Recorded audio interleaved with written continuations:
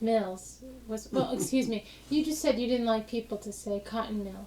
It's just always kind of stung me wrong. Well, now that is what it was. We always refer to it as, well, some of the superior people of it began to refer to it as the plant. But still we knew it was a textile mill. We knew it was a textile mill. We knew a textile mill was a cotton mill. You see, it's just whatever comes up. We would like to upgrade it in the way we could. As years to come, we made more money. We was able to save some money. And we thought our community and our plant was superior to anybody else's. Payne City. Yeah. We got bawled out sometime about that from other places, other mills. But Payne Mill, to me, was always the choice of all of them. So many of them didn't have things, social clubs and things like we did for the children. But children that grew up there, they had a lot of opportunities that children didn't have away from there. Do you think your children, so then your children benefited from growing up there? Oh yeah. At Boy Scouts. Yeah, we have two sons. We lost our first child was a daughter. Whooping cough, cerebral hemorrhage, so she went out. The next two was boys.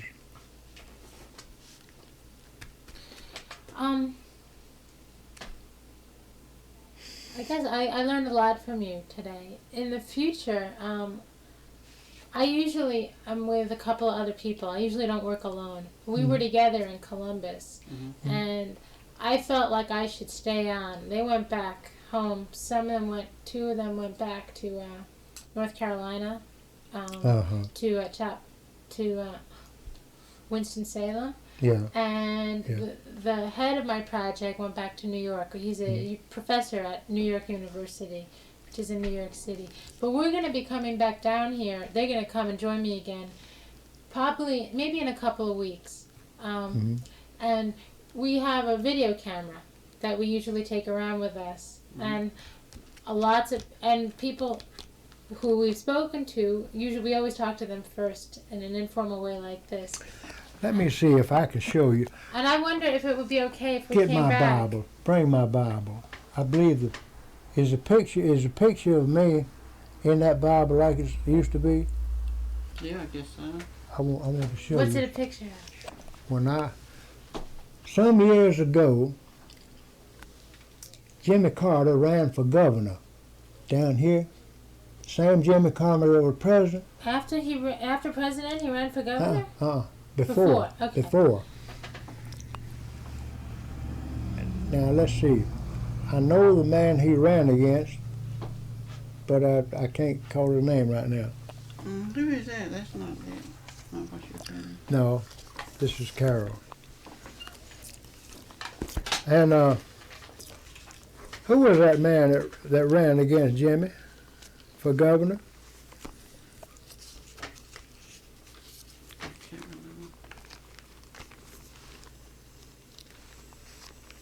Oh, I wish I could find that picture.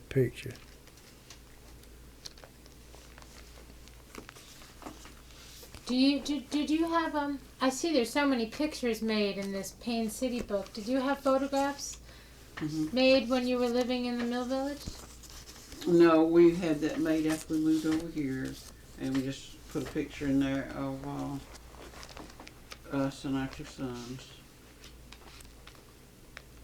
But a lot of them did. But a lot of people were taking pictures. A lot of them did have pictures made.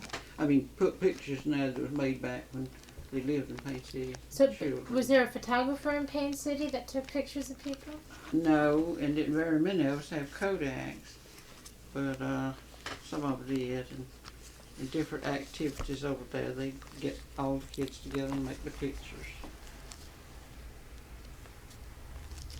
Is today the 26th or the 27th?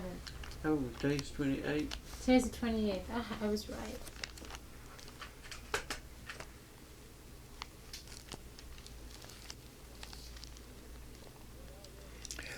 But what I wanted to tell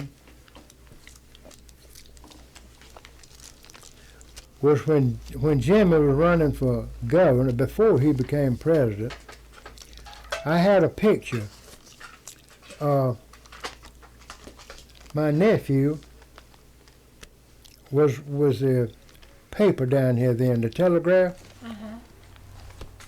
Here it is. And as I come down from the mill there, they take my picture. And there's a Carl Sanders. See there? As I come down.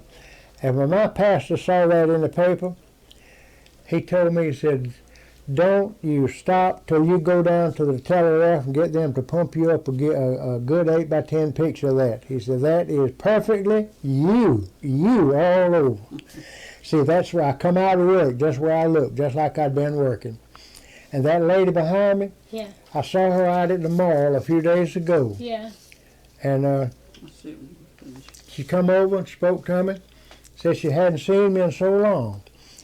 Well, probably she have seen me, but I think she said she had some eye problem. Well, I knew something was wrong because I had spoke to her several times, and she just spoke but kept going. But this time, she come and spoke to me, and I told her I still had this picture. But she just, you look at that grip, but That's a nice handshake. See, Carl Sanders used to be governor, so he was running again. That was a good handshake. You You look like you're very proud to be and shaking his hand there. look at that cap. And look at that shirt. It looks like it's faded or dirty or something. It was dirty, I'm sure. But I was a grinder then, so I was working on machinery. A dirty job. And I get dirty. Because when I had something to fix, I knew soap and water could come later. I fixed it. I went out one day. There's my brother from Virginia. He won a golf tournament up there. I went in one day. I went over. The man on my job comes, Mr. DuBose, his card over here and quit on me. This number so, and he told what number. I got my, what I call my doctor satchel. I went over there and I set it down and I looked. And he said, it's in the head here somewhere. See, if he tell you where it is, you don't have to hunt all over the card. I found it. Underneath. I got my stuff out here. I saw it. I got what it was to take to fix it. I got down under there, see, and lay down on the floor. I done the whole thing and fixed it. Got up and ordered it, started it up. And later, I had lay down on the little, see, the oil on those machineries is so dirty, it's black. Piece somewhere down there, I didn't see it. I had lay down on it right on the back. And while I done all that job, it spread about that big. I had a black place in the back of my shirt like that as long as that shirt lasted. And you wore it. I don't know. I maybe wore it some. I imagine you did. I guess I did. I guess I did because I probably figured it like this. Instead of go buy me a new shirt, whatever it costs, I'll put it in the bank. Yeah, I used to figure things like that. You see, when you don't have anything, and you have an incentive that you're going, someday you're going to have it, you do everything, you do a lot of things that some people probably would never think about. And I did it. You know, all that, though, is good for young people. Our children now, grandchildren especially, this generation is, everything comes easy, see. And they don't have to stop and think about it or anything. Just tell Dad what they want and they get it, Mom. We had to think about it, and that helps you to grow. Did you get the feeling that, was there a lot of room for you to grow in the mill? Yes. And I did go from 10 cents an hour to... Well, she's talking about coming up in your job. Well, that's what I'm talking about, growing. I don't think. I think they were wise. They didn't ever make me an overseer or something like that. They made some people overseer that didn't have any education at all. One man, they made him overseer, and he come to me. He said, I don't know a thing in the world about this. They picked me and asked me if I wanted the job. I told them, yeah. He said, I'm going to depend on you, if you will, to help me. I said, any way in the world I can help you, Ralph, you let me know. That's the way it was all the way through. Where did you get your education from? Just county school. How far did you go in school? I went to 7. That's a lot, wasn't it? Well, Yeah, it was, and the only way I got to the 7th grade is one time when I was in the 6th grade, the teacher gave us some work on the board, and she showed us how to do it. And I said, Miss Jordan, yeah, Flemon, I said, I already know how to do that. She said, you can't. There's no way if you know how to do that. I said, I know. She says, would you come up to the board and work it?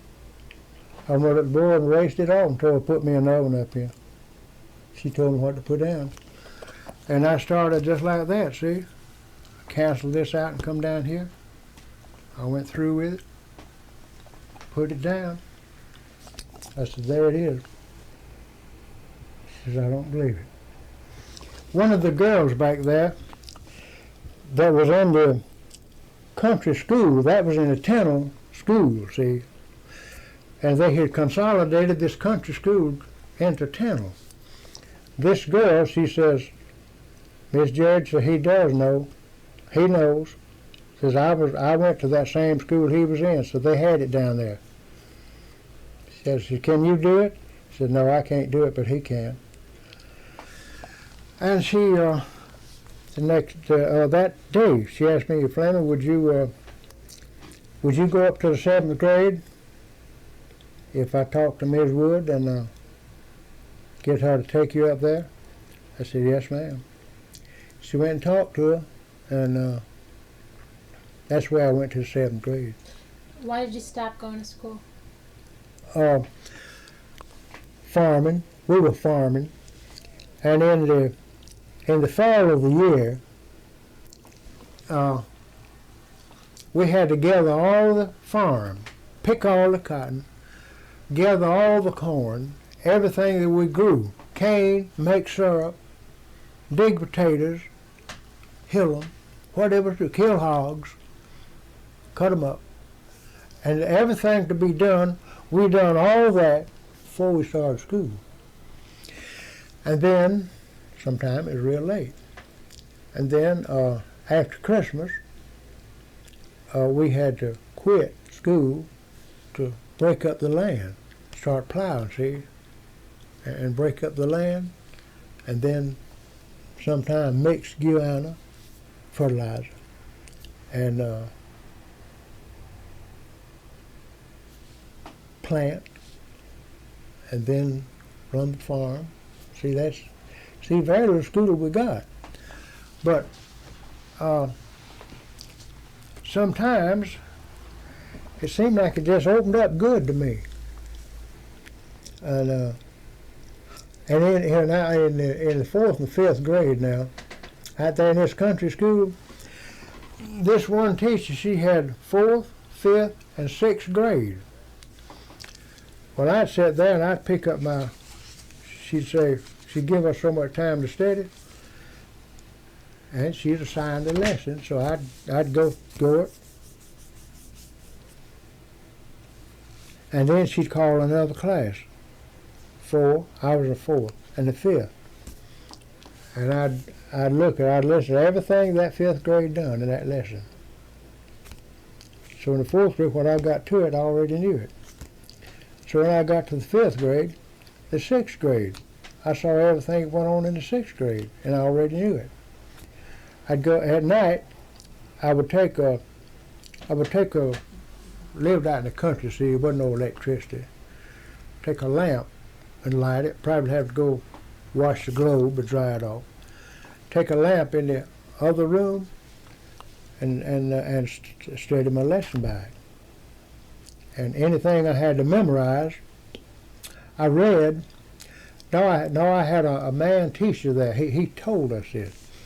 If you're going to memorize something, always remember one thing. You study it, and when you start to bed at night, you sit on the side of the bed and you memorize it. If you can memorize it, you know it the next day. But if you can't, go study it some more. And I done that. Did you do that too? I wished I knew. Pretty well. I wished I knew just what I'm talking about. But in the 5th grade, there was a. What do you mean you wish you knew just what you're talking about? I'm going. You'll see. There was something in one of our books. There were several pages of it, and this man teacher said, "I want you to memorize." He told us how much. He said, "I wish that somebody in the class would volunteer to memorize the whole 7 or 8 pages." I said, not out loud, but to myself, I'm going to do that. And when I started memorizing what he said, and I kept going. And so he told us how long, when he wanted us to recite it. So when the time come, he said, everybody, he said the part. He said, "Flemon, your turn." I said, "Can I say it all?" I did. Do you remember what it was? I wish I did. Now, why didn't they make you a foreman? Seems like you had that good education. Well, I didn't think it was all that good, but well, I thought maybe I don't know, maybe they thought I might not have fit in as an overseer. I don't know. He has a tendency to be soft with people. So I think that could have something to do with it. What were the foremans like? Were they tough? Sometimes they had to be. Some of them were, some of them was very nice. Another one didn't have no education. He was always as nice to me as he could be. I helped him all I could. He come to me one day on the job, said, "Flem, you know a Mitchell spinner, a Mitchell 300?" He said, "The spring is broken in my Mitchell 300. I can't get it in there to save my life." I said, "When you go to dinner, bring it back." See, when I fished, and I kept I used Mitchell 300, and I kept parts in my billfold. I'd put them in that leather part back there, and I'd put them in a little... Mitchell 300 is a fishing rod? Oh. Parts to the spinner. Not a Mitchell 300 was. Not the rod. I thought it was a loom. The spinner itself. Uh-huh. And so he come back in, come over to Flemon over there on the desk. So I went over there, and that was I don't remember where I used I had a spring in my pocket, but he probably had it. So I went over there, sat down at his desk, take it up, take the piece out that was broke, take another piece out, put it back in there, just like that, put the screws back in there, went back around working. He come by, "Hey, I thought you were going to fix my spinner." I said, "It's already fixed." "Oh." I said, "Go over and check it." He wanted me to check it. I'd already fixed it, done put it in there.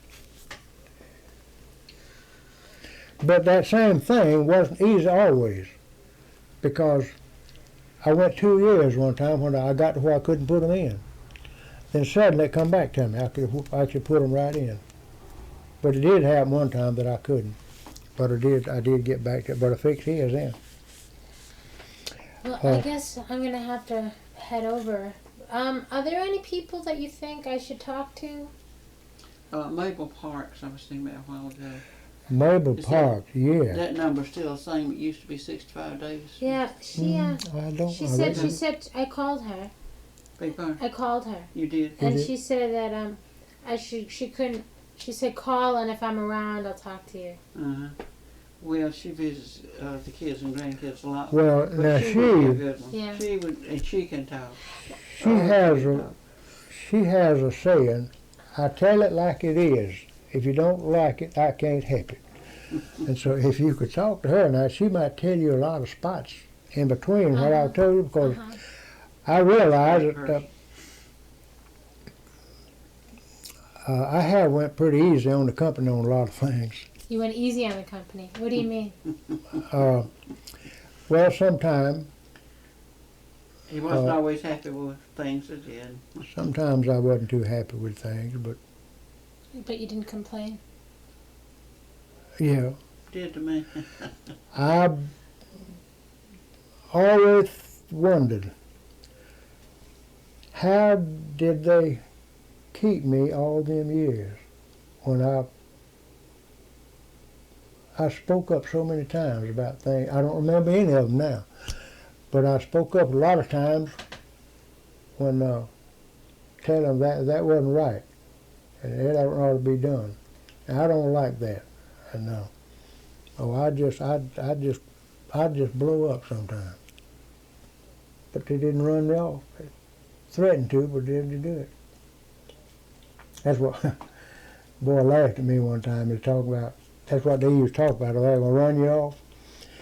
So I was telling them about that Camp Wheeler one time, about about them running him off. He laughed. And he just kept laughing. That's why I said, what you laughing at, George? He said, I can't get over you talking about that fella being run off.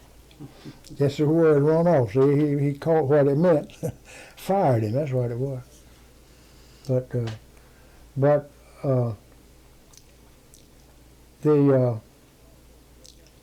this president that I said that gave us 2 raises, I don't know why. I don't know whether he knew me or what.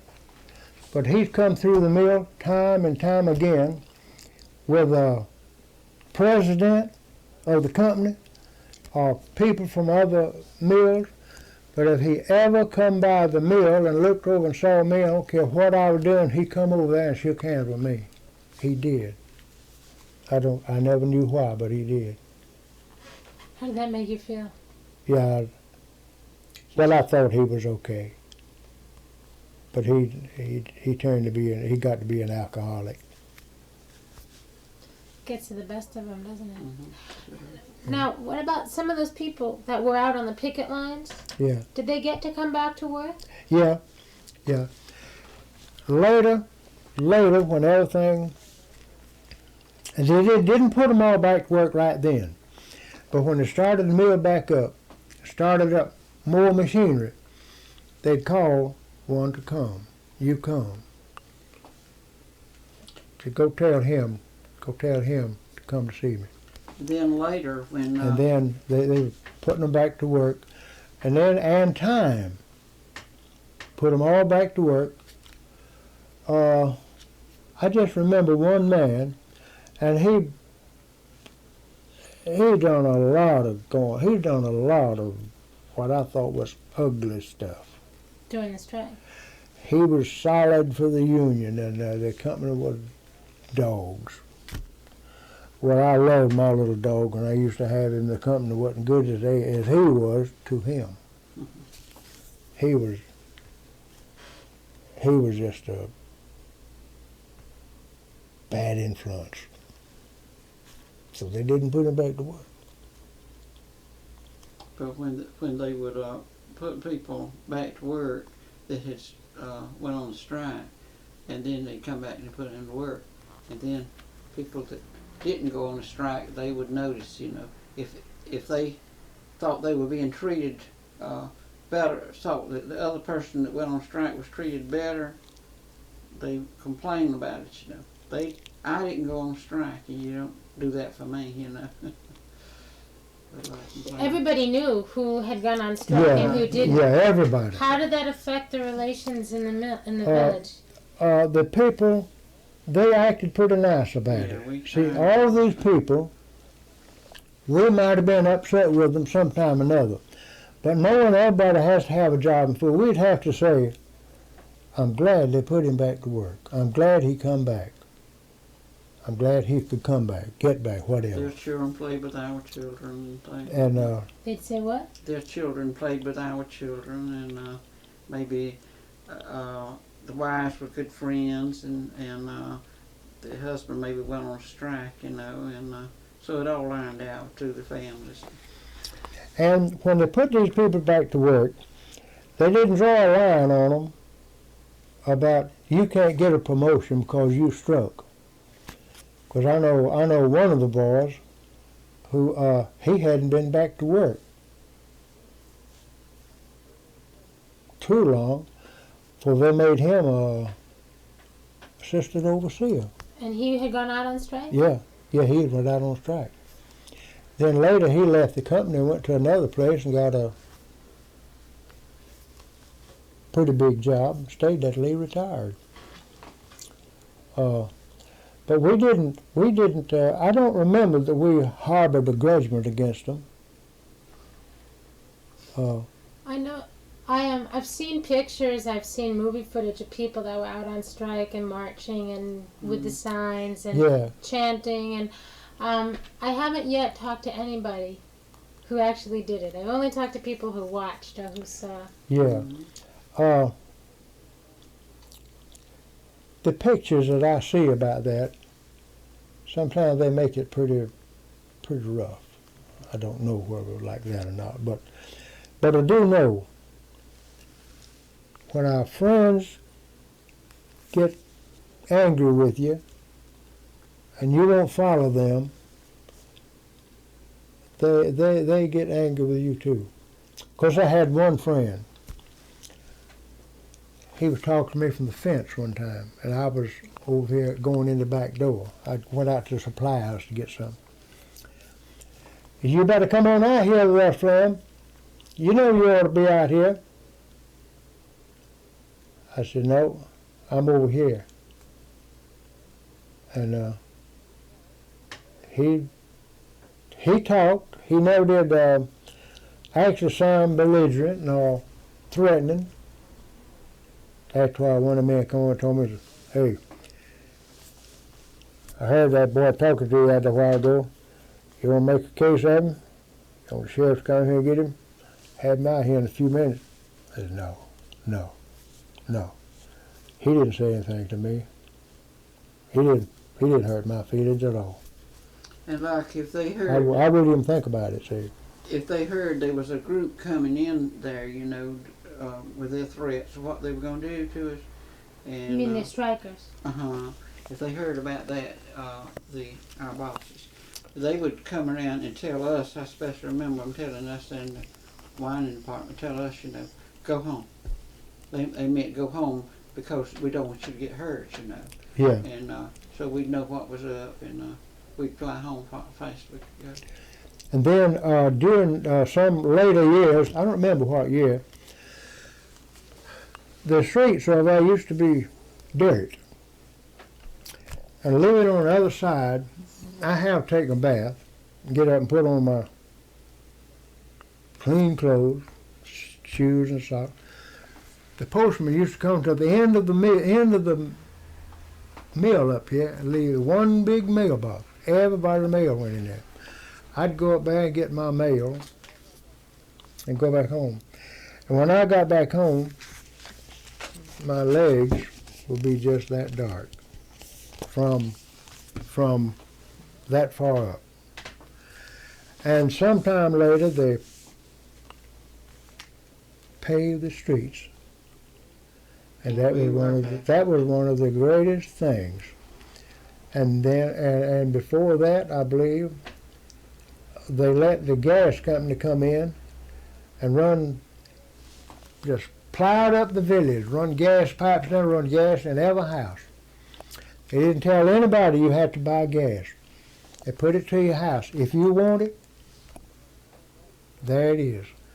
Had a man there to sell you a stove or sell you heaters. See, we were buying coal. Oh, it was dirty. Buy half a ton of coal, go to the office, tell the paymaster, order me a half a ton of coal. He'd take it out of your check, see. And before we got it paid for, we'd have to order some more. And it was rough. A lot of time at night, see, we'd hear coal baker, clink, clink, clink. Get up and go out, didn't see a soul. Somebody needs some coal, see. And so then the gas company come in. I don't know a family that didn't buy heaters. A lot of them bought stoves and put them in the house. Then all we had to do was, that was the greatest thing in the world, to just light a heater. Heater with a radiance in it. These big heaters like they have now, they didn't even have them then. They might have had a few of them for a few people. They didn't even stock them. And then this gas stove. That was the greatest thing. A gas stove and a gas heater. And it, for years. But they had to plow up the whole village and put all that pipe underground, see, and then run it to the house. No, For years, the rooms were all painted. The house was all painted inside alike, and there was a slate gray, a battleship gray. who chose the color? They did, because I guess they got that paint cheaper, and they painted them and all that. But then I can't remember who was the superintendent then. The superintendent didn't have anything to do with it, who was the president then. But they got different colors of paint, and they let us choose the color. And we were so proud. You know, we could really decorate our houses in different colors of blue. What color did you paint your house? I remember I had one bedroom was painted blue, another one was pink, and I can't remember what color I painted the living room. What about the outside? Oh, the outside, they painted them white. They knew to paint them different colors, didn't they? And when We just finished. and that was my job too. When they started doing it, see, I was still the chief. I'd go ahead of the painters, find out the painter, the head man of the painter, he agreed for me to do that. I'd go, sometime I have to go inside the mill and see the lady of the house and tell her they're fixing to paint your house. Tell me what color you want to paint it inside. And I'd write it down and go back and give it to the man, see. Sometime he'd be late telling me, and so I'd get back out there, he'd be done started. But if he started on the wrong color, he'd just paint over it. See, that was great. That was good. They were really looking out for you then. Mm-hmm. Yeah. And Did you stay friendly with any of the people that had gone out on the picket line? yes, Yeah. after we come back to work, we never discussed it. We were just working together, get out together, might go to a ball game together. Had making peaches down here then, see, ball team, professional ball team. And we just didn't ever discuss it. Did they ever try again to have a union? No, they talked about it, but it never did amount to anything. The company raised wages every once in a while, and sometimes some of the people in there working on a piece, see, some of them could work faster than others. And one of these fast ones here run off there and made $20 or $30 too much. They'd send somebody over here, check that job there, cut that stuff down. So they do that. But sometimes they cut it down too low. And somebody else would go over and tell them, said, you cut the price on this down. He said, Clarice, she made it. Yeah, but some of the rest of us can't make it. She was unusual. There was two ladies there, and they were great workers. Now they could move their hands so fast you couldn't see it, and they could actually run hundreds of pounds more than somebody else right beside of them. They run good work too, and the bosses, they agreed. The superintendent would have to go to him, and he would have him come back out there and take that job. And I think he'd tell that fellow, Check another person. check another person. This person over here is not as fast as this one. Check it. Give a rating equal to what she can do. Was there a guy that went around with a stopwatch? Yeah, yeah, that's what An it was. efficiency expert? Yeah, yeah. That's what they done. He had a stopwatch, and he was expert. He could have a little dot. See, he could figure out just how much. Like she had a knot, like this other. It was just like that, but it was different. How'd that make you feel to have somebody commenting? Oh, it made us nervous. Yeah, they always got nervous. They tell us not to get nervous. You know, they were checking a job, not us. And yeah, they were nice. They would say. They tell us don't. Well, our OCer would tell us, and you don't want to hurt yourself by speeding up just because they're watching. You know, something you can't do all the time. A lot of people would do that, but he'd tell them don't do that. Make you nervous, you know, and you want to speed up. They think you wasn't a good worker or something. I better get going. It's getting late. I'm really enjoying talking to you very much. I enjoy it too. Is there anybody, any of your friends, who had been out on the pickets that are still living around here that I could talk to?